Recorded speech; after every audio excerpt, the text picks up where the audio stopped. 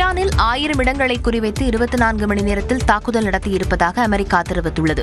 ஏவுகணை தளவாடமுள்ள பகுதி, ஈரான் ராணுவத்தின் தலைமையகம், ராணுவ நடவடிக்கைக்கு உத்தரவு பிறப்பிக்கும் அலுவலகம் உள்ளிட்டவை இந்த தாக்குதலில் அடங்கும் என அமெரிக்கா கூறியுள்ளது. போர் விமானங்கள், ட்ரோன்கள், ரேடாரில் சிக்காமல் குண்டு வீசும் விமானங்களை இந்த தாக்குதலுக்கு பயன்படுத்தியதாகவும் அமெரிக்கா தெரிவித்துள்ளது. ஈரானின் தப்ரீஸ் பகுதியில் அந்நாட்டின் போர் விமானத்தை குண்டு வீசி அழித்த வீடியோவை இஸ்ரேல் வெளியிட்டுள்ளது.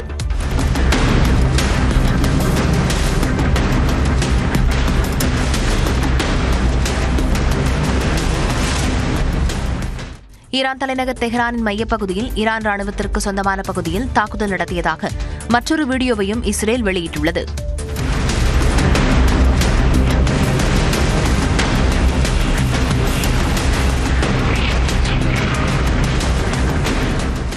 ஈரான் தாக்குதலை உடனே நிறுத்த வேண்டும் என வளைகுடா நாடுகளின் ஒத்துழைப்பு கவுன்சில் வலியுறுத்தியுள்ளது.